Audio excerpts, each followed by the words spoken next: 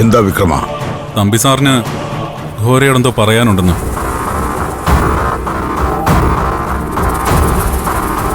എന്താ തമ്പി? ഘോര, സന്ദീപ് ബാംഗ്ലൂരിൽ പോയ കാര്യം നടക്കാൻ പോകുന്നില്ലെന്ന് നിങ്ങളല്ലേ എനിക്ക് ഉറപ്പ് തന്നത്?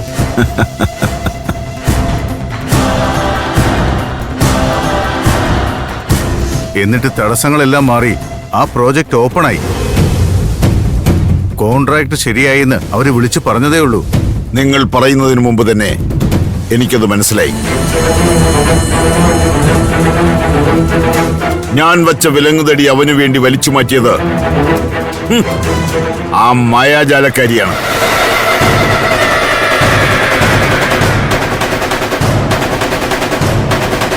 പക്ഷേ ഘോരയെ ജയിക്കാൻ ആ മായാജാലക്കാരിക്ക് കഴിയില്ല.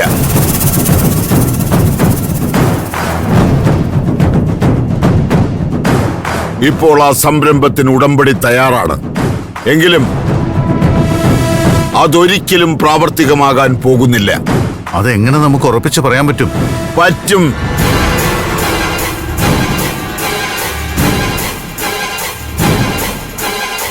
പറയുന്നത് ഘോരയാണെങ്കിൽ അതിനൊരു ഉറപ്പുണ്ട്.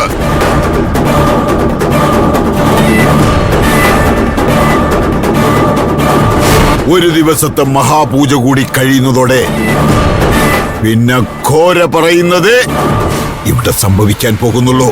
ആ, പറയുന്ന പോലൊക്കെ സംഭവിച്ചാൽ മതിയായിരുന്നു.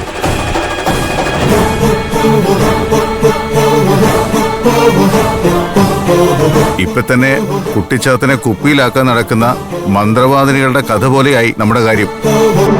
ഡാഡി, ഡാഡിയെ മുത്തശ്ശി വിളിക്കുന്നു. എല്ലാവരും ഹാളിലേക്ക് ചെല്ലാൻ പറഞ്ഞിരിക്കുക. ഇവിടെ എന്തോ പുതിയ കാര്യങ്ങൾ സംഭവിക്കാൻ പോകുന്നുണ്ടെന്ന് തോന്നുന്നു. എന്താണെന്ന് നോക്കട്ടെ, ഞാൻ പിന്നെ വിളിച്ചോളാം. മുടുവാ. എല്ലാവർക്കും ധൃതിയും ദുരിശവുമാണ്.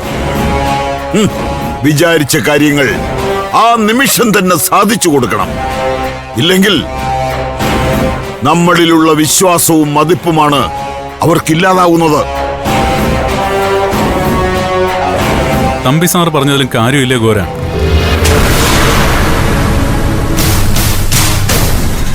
എത്രയോ നാളായി അയാൾ ഈ കാര്യം പറഞ്ഞുകൊണ്ട് നമ്മുടെ പിന്നാലെ നടക്കാൻ തുടങ്ങിയിട്ട്.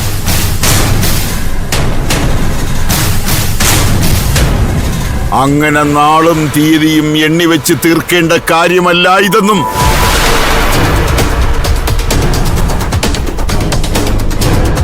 കുടജാദ്രിയിലെ ആ ദൈവിക ശക്തിയെ തകർക്കാൻ ഈ ഘോര ക്ഷമയോടെ കാത്തിരുന്നത് മാസങ്ങളും വർഷങ്ങളുമല്ല, ജന്മങ്ങളാണ്.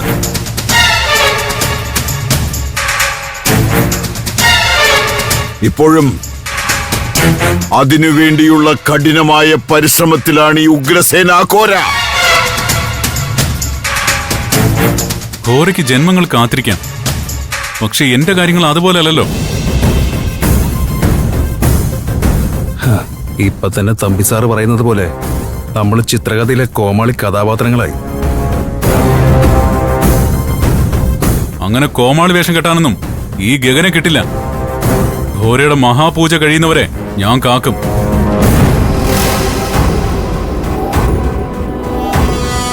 അത് കഴിഞ്ഞ് വിചാരിച്ച പോലൊന്നും സംഭവിച്ചില്ലെങ്കിൽ ഞാൻ നേരിട്ട് പോയി അവളെ തൂക്കിയെടുത്തിങ്ങ് കൊണ്ടുവരും.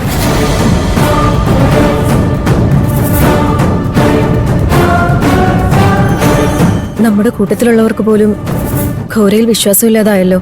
ഇനിയിപ്പോ എന്താ ചെയ്യാ? അതിൽ നീ പരിഭ്രമിക്കേണ്ട വേതാളി.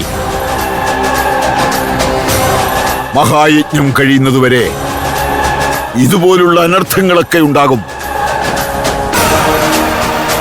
യജ്ഞം വിജയകരമായി പരിസമാപിച്ചാൽ പിന്നെ ഇപ്പോ ഘോരയുടെ മുന്നിൽ മീശ വിരിക്കുന്നവരൊക്കെ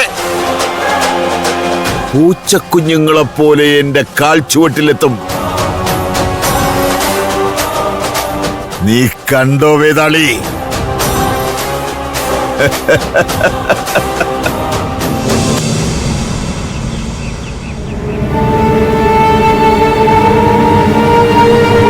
ഞാൻ പറഞ്ഞു വന്നത് പൊന്നുതമ്പുരാൻ അനുവദിച്ചു തന്ന സരസ്വതി ക്ഷേത്രത്തിന്റെ ഇപ്പോഴത്തെ നിലയെക്കുറിച്ച്.